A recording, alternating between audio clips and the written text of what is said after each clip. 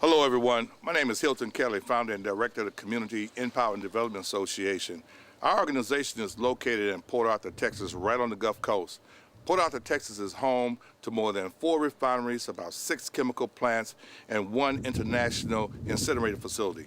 And what we found is that across the country, we have thousands of communities that are being potentially harmed by petroleum refineries that are dumping tons and tons of legal and illegal emissions into the air that we breathe and into the water that we drink. Here I am now in California looking at the Chevron refinery. The Chevron refinery is a facility that's dumping tons and tons of emissions into the air here in California near Richmond and Vallejo and Pinole, California. And just behind me there is the Chevron facility, which is bordering the Richmond community in Richmond, California. So I have someone here with me. Mr. Holliday, how you doing? I'm fine. I understand that you live in this community, and for years there have been some issues here at the Chevron refinery. Can you tell me a little bit about what's going on out there and how you have been potentially impacted?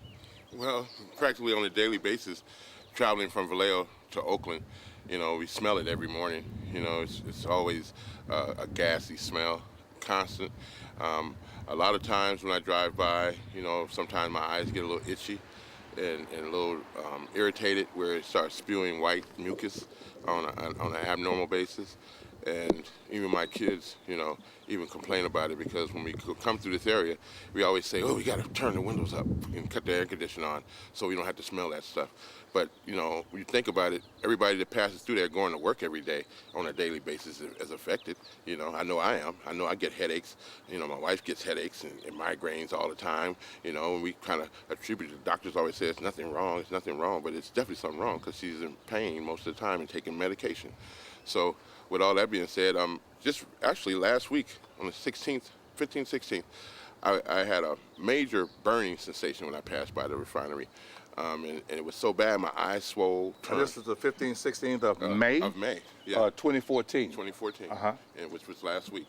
And with that, when I went home, when I went to Oakland, it cleared up. Mm-hmm. And I said, wow, that's kind of weird, So, because I thought it was hay fever at first.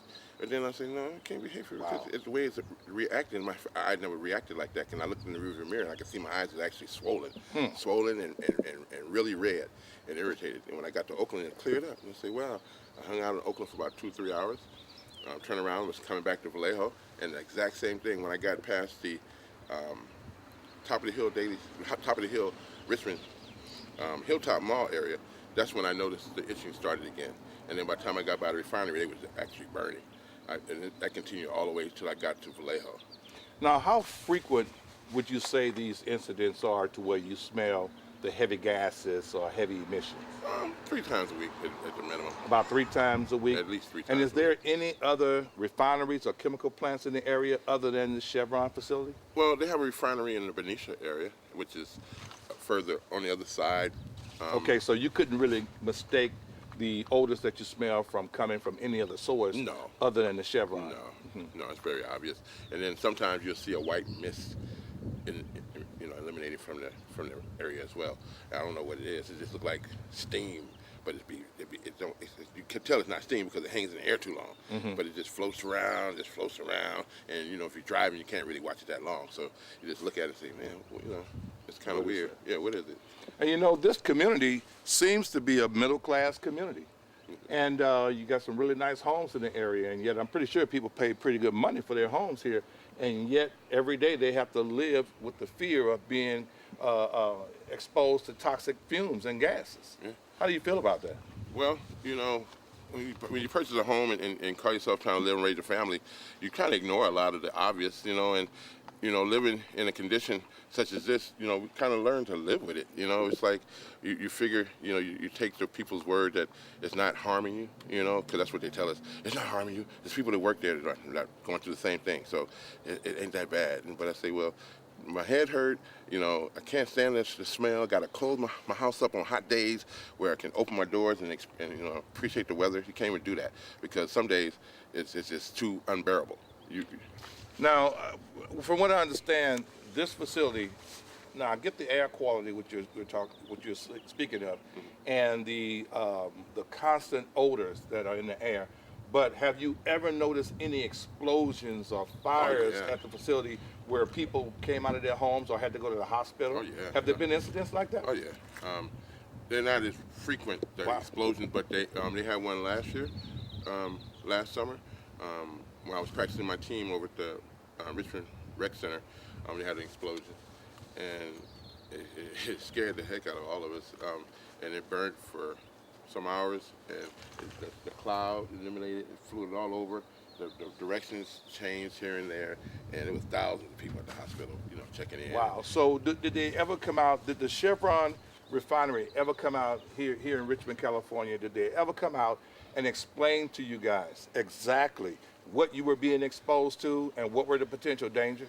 If they have, I didn't find out about it because, my eyes, again, during that time, it was spewing the white mucus, but it wasn't burning like it was just last week. It was just, the mucus was just building up in my eyes excessively every day. So your body was rejecting something that was Yeah, trying to enter your system. Definitely. Well, I mean, okay, so when the explosion took place, people had to go to the hospital. Oh, yeah.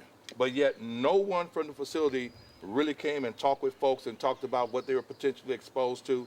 And if they did, then what was some of the remedies that they said that people could do? Did they plan on compensating them for their health impacts? Or what actually took place? That was spoke on. They supposed to made a class action suit, and we're supposed to get. So wait a minute. You mean to tell me the people had to do a class action suit, Well, and the refineries didn't voluntarily? No, they didn't volunteer. No. Wow. It was like pulling teeth because they was like saying it, really wasn't their fault. First they was trying to say that the explosion was an accident. It wasn't their fault. And so then they found out somebody in the long run. They found out somebody didn't change a certain valve that was old. And you hear so many stories on the news.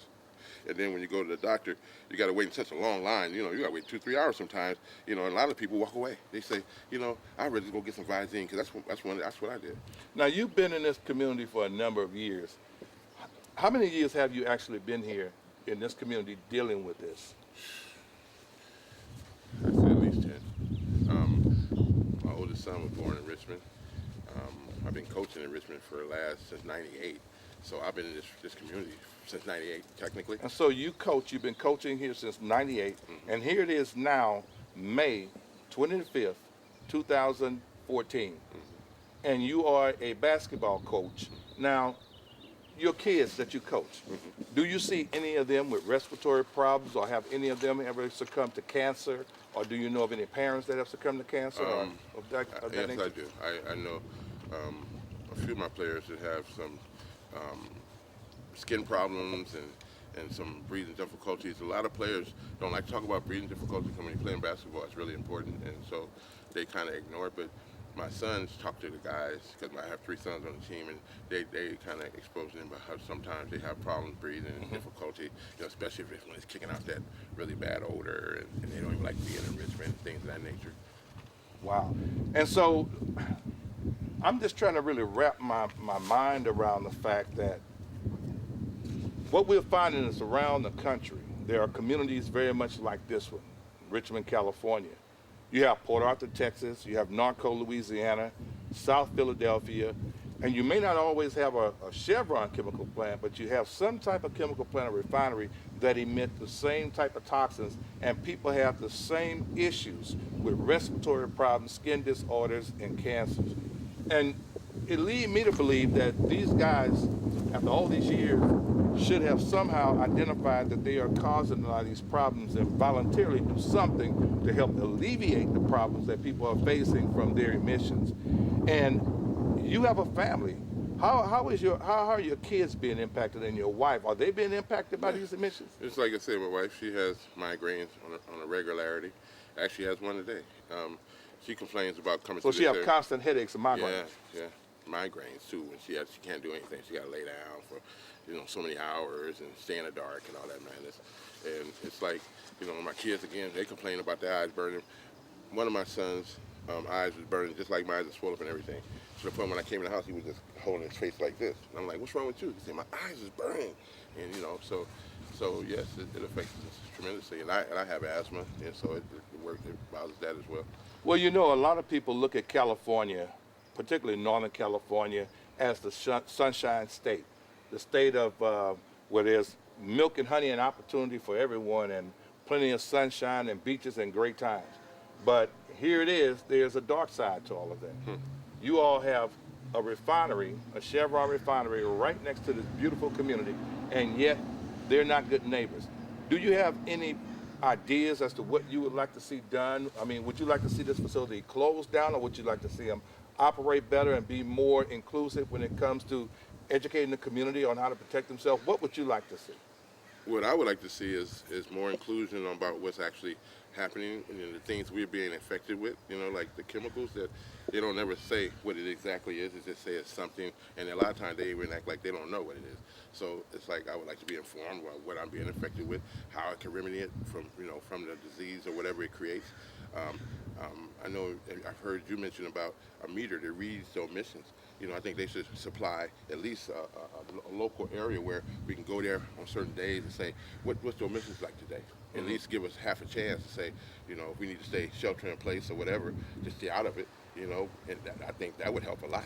So in other words, you're not angry with the facility enough to say, no, we want them to close their doors, move away, and just get away from us. The only reason I don't go that far and say that because I don't really believe, you know, with me saying that it really happened. I think that it's like everybody else blowing smoke and screaming and kicking and fighting behind something that's not going to occur. So instead of saying close that big facility down, that's creating trillions of dollars, and me, you know, I'm just a regular person. I know it's not going to close down. That's why I'm convinced of that because it's been happening too long.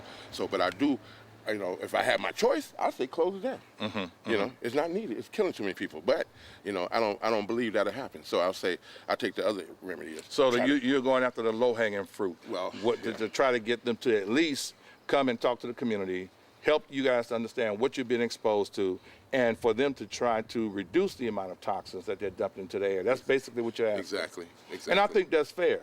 Well, Mr. Holliday, do you have anything you would like to add to this discussion that I did not ask? Well, you know, I would like to say I really appreciate you taking the time, you know, somebody with your stature, you know, being a Goldman, you know, environmental prize winner and taking the time coming from Texas to you know, hopefully help us alleviate our problem, you know, and hopefully attack it for some realism, you know, with some real issues and some real solutions, because that's the main problem. You get a lot of people here that's getting paid really hand over fist with money and not doing anything, because I've been exposed to it, my kids been exposed to it. I ain't got a meter, I ain't got no medical, I ain't got nothing. Wow. It's just dealing with it and using Visine when my eyes get irritated, and hopefully that works, and saying hopefully whatever I'm gonna suck to my system ain't gonna kill me no time soon. Well, Mr. Holliday, I'd just like to let you know that I have a book out. It's called A Lethal Dose of Smoke and Mirrors, Going Home for Better or for Worse. And that book can be found on Amazon.com. My mission is to tour across America, having these book signings and open discussions about environmental justice issues. And this is exactly what you have going on here. This is an environmental injustice that's being done to this community. And I'm going to do everything within my power to try to bring attention to this issue, not only here in Richmond, California, and the Vallejo area, but also in Chicago, Philly, Norco, Louisiana, and other areas around the country that many of us haven't even heard of. But yet, I'm very happy to be here today, and I'm very happy to have met you, and we're going to continue to push forward and try to get these refineries to reduce the amount of toxins that they're dumping into the air that you and your kids are breathing. This I can commit to you. So thank you for your time, and we really appreciate it, and keep on doing what you're doing. Appreciate it, working with the kids. Thank you, Mr. Kelley. You're welcome.